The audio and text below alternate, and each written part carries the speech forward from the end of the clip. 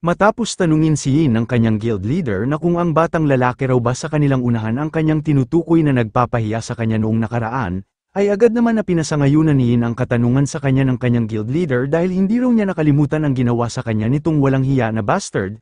Nagsaad lang naman si Kyulin sa kanila na mas mabuti pa raw nakalimutan na lang nila ang kanyang mga ginawa dahil ayaw niya napapagalitan siya ng isang matanda. Sa sinabi ni Kyulin sa kanila ay tinanong si Yin ng kanyang guild leader na kung paano raw ba siya natalo ng isang bata. Tugon naman sa kanya ni Yin na aksidente lang daw ang nangyari, kaya natalo siya ng isang bata. Sabay naglakad na nga ang lalaki na guild leader upang kanyang lapitan si Kyulin. Banggit pa niya kay Yin na huwag raw niyang takpan ang kanyang sarili dahil ayaw niya sa kanyang mga kamiyembro na matatalo lang ng isang bata. Nang nakalapit na siya kay Kyulin ay nanlilisik ang kanyang mga mata na kanyang sinabi na ang talagang pinakaayaw raw niya sa lahat ay matalo ang kanyang mga kamiyembro sa Shanzhong Guild. Sambit pa niya sa ating bida na mayroong seryosong tono na kung alam raw ba niya na kung ano ang kanyang nakuha matapos kanyang talunin ang kanyang kamiyembro, ngunit seryoso lang naman siyang tinanong ni Kyulin na hindi raw niya alam, pero kung gusto niya ay maaari naman niyang ipakita sa kanya kung ano ang kanyang tinutukoy. Nanginginig naman na nagsaad si Yu sa kanyang guild leader na huwag raw siyang magalit dahil ang totoo naman ay kasalanan niya ang lahat, kung kaya siya na lang ang kanyang bigyan ng parusa. Pero nagsaad lang naman sa kanya ang kanyang guild leader na kung sino raw ba ang kanyang kinakausap, dahil wala siyang karapatan na magsalita ng wala ang kanyang pahintulot, isa ka lang basura na hindi man lang marunong itutok ng tama ang kanyang healing magic. Dagdag pa niya kay Yu na isa raw siyang babae na walang hiya dahil naglakas pa siya ng loob upang magpakita dito. Magsalita pa sana si Yu sa kanyang guild leader ngunit sinabihan lang siya ng kanyang guild leader na umalis na raw siya sa kanyang harapan ngayon mismo. Dahil doon ay seryoso na sinabihan ni Kyulin ang lalaki na guild leader na sa totoo lang raw siya naman ang basura dito. Sa sinabi ni Kyulin sa lalaki ay tinanong siya ng lalaki na guild leader na kung ano raw ba ang kanyang binanggit patungkol sa kanya ngayon. Muli na naman na sinabihan ni Kyulin ang lalaki na kung bingi raw ba ito, dahil ang kanyang sinabi ay isa kang basura. Matapos banggitin ni Kyulin ang ganoon na salita ay makikita ang lalaki na guild leader na halos umangat na ang kanyang buong katawan dahil binigyan ito ng atake ni Kyulin kahit hindi man lang ito gumagalaw sa kanyang kinatatayuan. Sa nangyari ay napanganga na lang itong lalaki na guild leader na hindi niya maipaliwanag kung ano itong nangyari sa kanya. Samantalang si Yin ay masyadong nagulat sa sinapit ng kanyang guild leader sa kamay ng ating bida, maging si Miss Yu ay gulat na hindi makapagsalita kung paano raw yun ginawa ng ating bida. Ngunit makikita lang naman si Kyulin na kanya lang tinawanan ang mayabang na guild leader sa kanyang harapan, dahil sa isa lang niya na pag-atake ay napaluhod na ito sa sahig at kitang-kita sa pangit na mukha nitong lalaki na guild leader ay para bang wala na ito sa kanyang sarili na nanginginig ang kanyang buong katawan. Sabay bumagsak siya sa sahig at para bang ito ay nawala ng malay, habang makikita pa rin si Yin at si Miss Yu ay hindi makapagsalita sa ginawa ni Kyulin sa kanilang guild leader. Sa nangyari ay napasigaw si Yin na kanyang tinanong ang kanyang guild leader na kung ayos lang raw ba ito. Tumugon naman sa kanya ang kanyang guild leader na tulungan raw niya siya upang makabangon dahil hindi niya kayang bumangon ng siya lang mag-isa. At nagtanong si Kyulin kay Miss Yu na kung marami raw ba ang kanyang magic power sa ngayon, dahil sa tingin niya na kanya nang nabawi ang kanyang magic noong nakaraan, na agad naman na pinasangayunan ni Miss Yu ang katanungan sa kanya ni Kyulin. At agad na itinuro ni Kyulin ang nakahandusay sa sahig na guild leader na kanyang tinanong si Miss Yu na hindi raw ba magmintis ang kanyang healing magic sa ganitong distansya, dahil balak raw niya sana na kanyang bigyan ng healing magic itong guild leader. Sa ibinigay na utos ni Kyulin kay Miss Yu ay nagtanong sa kanya si Miss Yu na nagdadalawang isip na kung bakit raw ba niya ginawa ito sa kanyang guild leader. Sambit pa niya kay Kyulin na kapag kanya raw bigyan ng healing magic ang kanyang guild leader ay baka ito pa ang magdulot upang malagay siya sa kapahamakan. Nakangiti lang naman na tumugon sa kanya si Kyulin na ayos lang raw yun sa kanya. Dahil sa ngayon ay kabilang pa rin siya sa Shanzhong Guild kaya trabaho niya na kanyang bigyan ng lunas ang kanyang kamiyembro, at sa ngayon maaari na niyang ipakita sa kanyang mga kasama kung gaano siya kabuti na kamiyembro sa pamamagitan ng pagtulong sa kanyang guild leader. At ang kanyang gagawin sa kanyang guild leader ngayon ay isipin na lang niya na ito ay kabayaran sa iyong mga nagawang kasalanan sa kanila, at pagkatapos nito ay hindi ka na nila sisisihin. Samantala hindi naman nagustuhan ni Yin ang ibinigay na utos ni Kyulin kay Miss Yu dahil ano raw ba ang kanilang ginagawa. Pero binigyan lang naman siya ng masamang tingin ni Kyulin na kanyang binigyan ng babala na manatili lang raw siya sa kanyang kinatatayuan at huwag na huwag gagalaw kung hindi kanyang sasapitin kung ano itong nangyari sa kanyang guild leader. Ngiting sabi pa ng ating bida sa kanya na kanya raw puputulan ang kanyang isang paa kung hahakbang lang siya ng isang beses. Sa mga ibinigay na babala ni Kyulin kay Yin ay lumabas ang kanyang pawis sa mukha na kanyang minumura ang ating bida dahil isa raw itong bastard, at inutusan na nga ni Kyulin si Miss Yu na kanya na raw simulan ang kanyang pagbigay lunas nitong kanyang guild leader. Sa ibinigay na utos ni Kyulin kay Miss Yu ay pinasangayunan naman ito ni Miss Yu na dahan-dahan siyang lumapit sa nakahandusay na katawan ng kanyang guild leader upang kanya itong bigyan ng lunas. Makikita na nga na sinimulan ng gamitin ni Miss Yu ang kanyang healing magic upang manumbalik na ang lakas nitong walang malay na katawan ng kanyang guild leader, matapos doon ay bumalik na ang kamalayan nitong unggoy na guild leader at kitang-kita sa kanyang mukha na gustong-gusto itong makapaghiganti sa ginawa sa kanya ng ating bida. Masyado naman nagulat si Miss Yu na agad lumapit sa kinatatayuan ni Kyulin dahil pagkapanumbalik ng lakas nitong unggoy na guild leader ay dali-dali siyang tumayo upang kanya nang turuan ng leksyon ang ating bida. Inis pa na sinabihan nitong unggoy na guild leader si Kyulin na walang hiya raw ito. Paano raw niya nagawa ang isang pandaraya na pag-atake?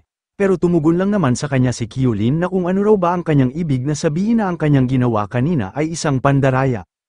Sumagot naman sa kanya itong unggoy na guild leader na inatake raw niya siya kanina kahit hindi pa siya nakapaghanda sa kanilang laban. Ayon naman sa kanya ni Kyulin na ginawa lang raw niya sa kanya kanina ang ganoon na pag-atake dahil nakita niya kanina ang kanyang kahinaan. Habang seryoso pa na nag-uusap si Kyulin at ang unggoy na guild leader ay nagtanong naman si Yin sa kanyang guild leader na kung ayos na raw ba ito, pero nagulat si Yin dahil sinigawan lang siya ng kanyang leader na kanya siyang pinapatahimik, sambit pa niya kay Yin na galit kung kanya raw ikakalat ang mga nangyari sa kanya ngayong araw ay kanya itong bibigyan ng mabigat na parusa. Sa binigay na babala ng unggoy na guild leader kay Yin ay masyadong pinapawisan si Yin na kanyang sinabihan ang kanyang guild leader na kanya raw naiintindihan ang kanyang mga sinabi ngayon.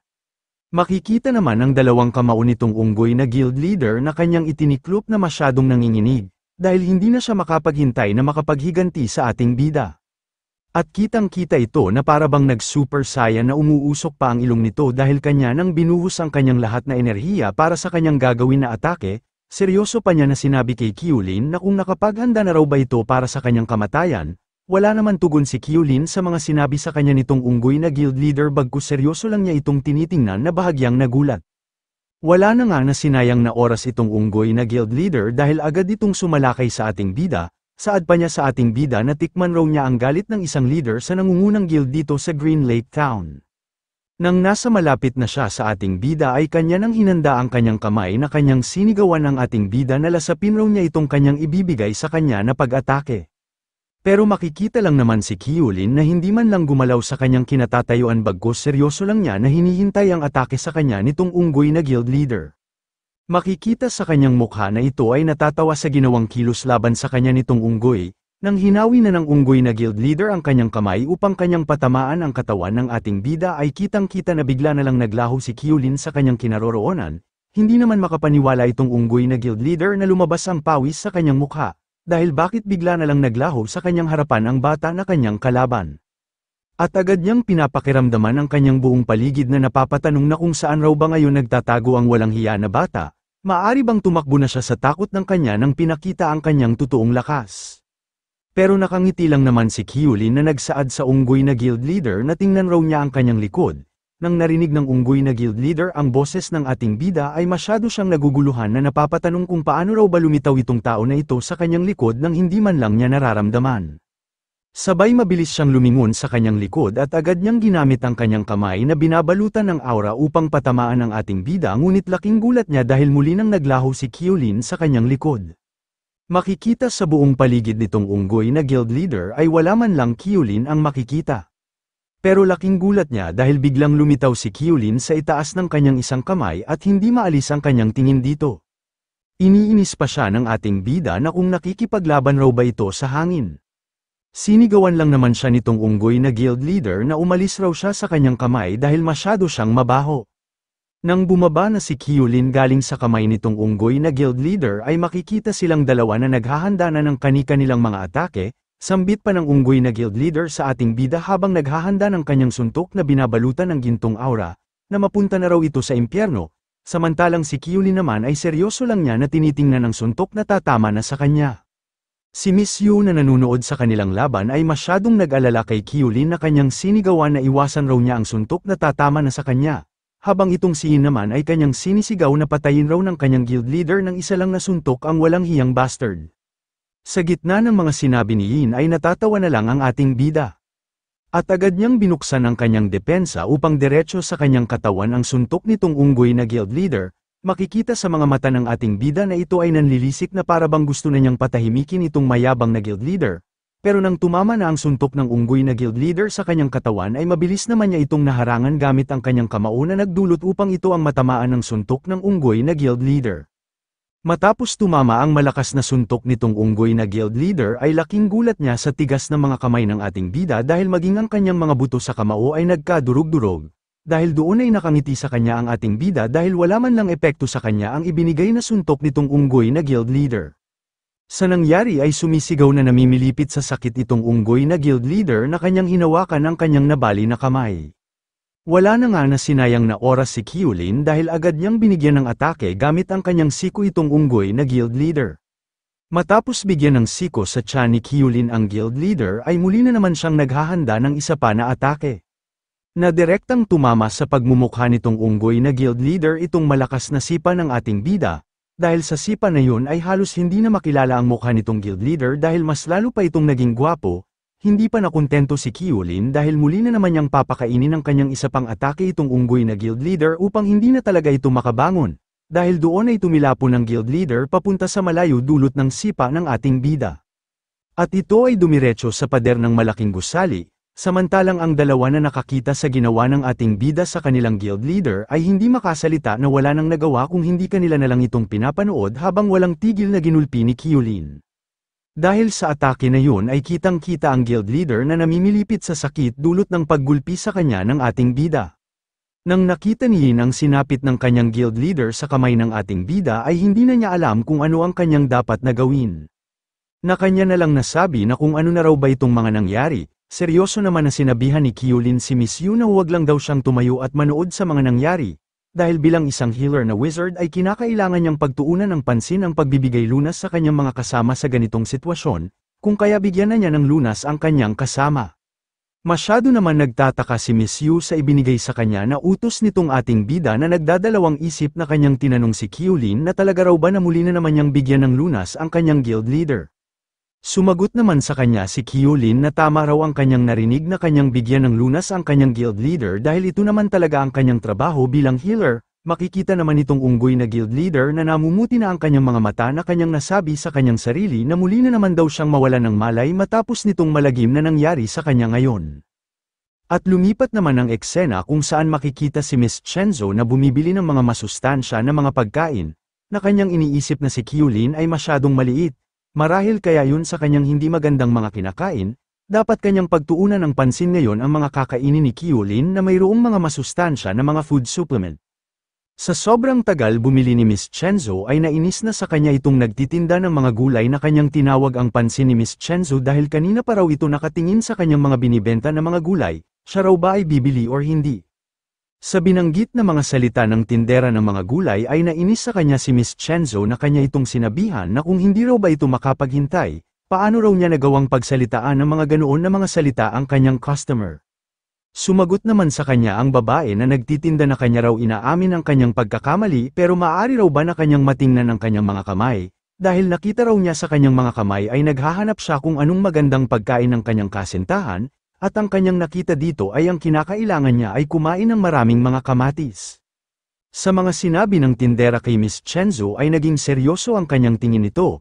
Makalipas ang ilang sandali ay makikita ang malaking sako ng kamatis na binili ni Miss Chenzo. Dahil sa sobrang daming binili ni Miss Chenzo na mga kamatis ay makikita siya na masyadong nahihirapan na kanyang kargahin ang kanyang mga pinamili na mga kamatis.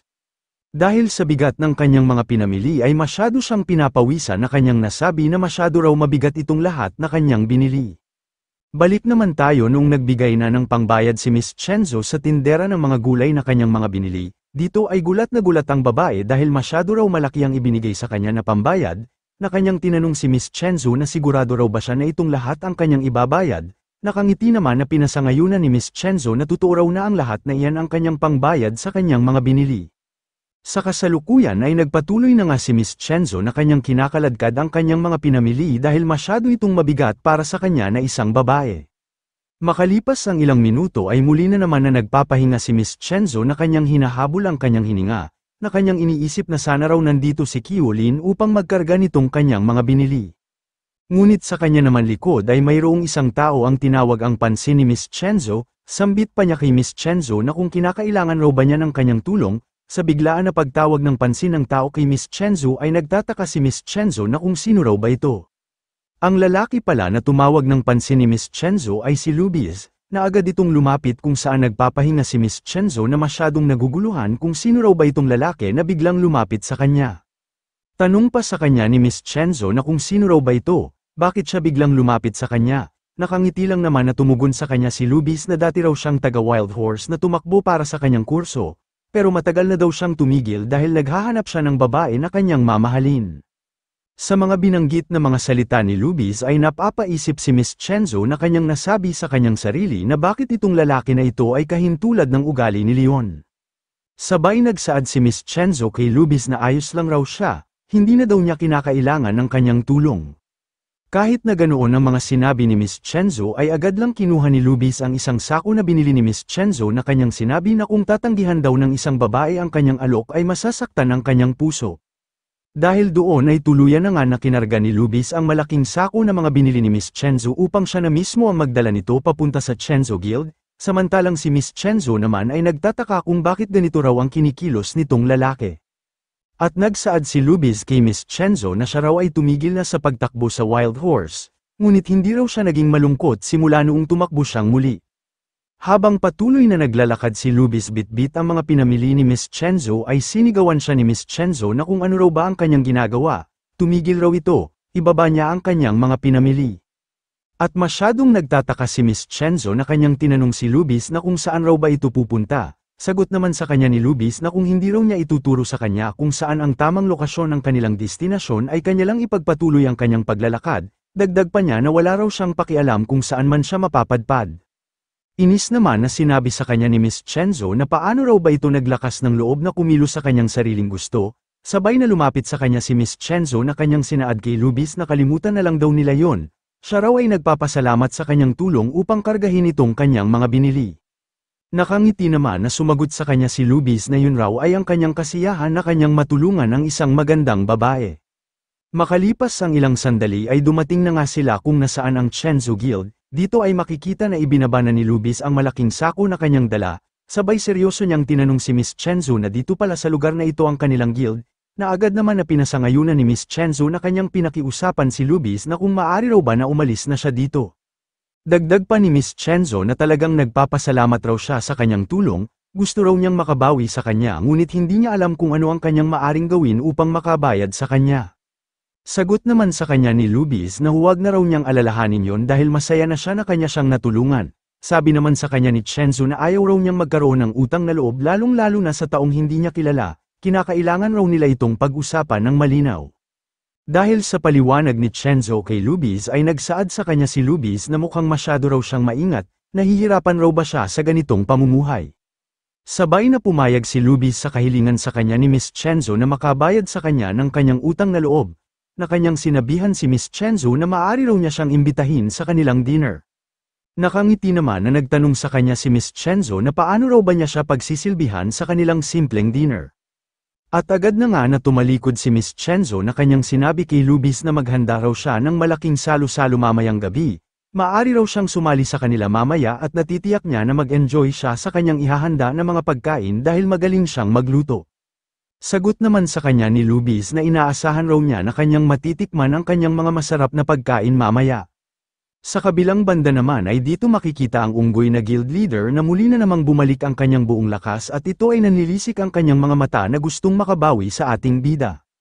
Ngunit makikita si Yin na masyadong pinapawisan na nakaramdam ng matinding takot sa kanyang nakita, dahil pala kakabalik pa lang ng buong lakas ng kanyang guild leader ay muli na naman itong binigyan ng malakas na pag-atake ni Kyulin, at nanlaki na lang ang mga mata nitong si Yin na hindi maalis ang kanyang tingin sa sinapit ng kanyang guild leader. At mas lalo siyang natulala dahil tumilapon papunta sa kanyang kinaroroonan ang katawan ng kanyang guild leader. Dahil doon ay muli na namang nawala ng malay itong unggoy na guild leader, sabay sinabihan ni Kyulin si Miss Yu na hindi na raw niya kinakailangan na banggitin pa sa kanya ang kanyang dapat na gawin sa ganitong sitwasyon. Sa sinabi ni Kyulin kay Miss Yu ay agad na tumakbo si Miss Yu papunta sa kanyang guild leader upang muli na naman niya itong bigyan ng lunas. Habang tumatakbo si Miss Yu ay kanyang sinabihan si Kyulin na 20 na beses na daw niyang binigyan ng healing magic ang kanyang guild leader, maari raw ba na kanila na itong itigil ang kanilang ginagawa dahil napapagod na siya sa paulit-ulit na pagbigay ng healing magic ng kanyang guild leader. Pero nakangiti lang naman na tumugon sa kanya si Kyulin na tiisin lang raw muna niya ang kanyang mga gawain dahil maya-maya ay matatapos na sila sa kanilang ginagawa. Sa paliwanag ni Kyulin kay Miss Yu ay makikita sa mukha ni Miss Yu na nakaramdam ng inis sa ating bida, at nang nakalapit na si Miss Yu kung nasaan nakahandusay ang kanyang guild leader ay minumura naman siya ni Yin sa kanyang ginagawa. Sambit pa ni Yin kay Miss Yu na paano raw siya naglakas na loob na paglaruan ang kanilang guild leader. Wala naman pakialam si Miss Yu sa mga sinasabi sa kanya ni Yin bagkus kanya lang pinagpatuloy na bigyan ng lunas ang kanilang guild leader. Nang bumalik na ang lakas nitong unggoy na guild leader ay agad niyang sinigawan si Miss Yu na itigil na raw niya ang kanyang ginagawa, huwag na raw niya siyang gamutin. Inis pa na kanyang sinabihan si Miss Yu na kung halimaw raw ba ito, bakit pa niya siya ginigising upang muling sapitin ang malagim na bangungot sa kamay ng isang halimaw na bata. Kung kaya maawa siya sa kanya, huwag na niya siyang muling bigyan ng healing magic, pabayaan na lang niya siya na mahimbing na nakatulog.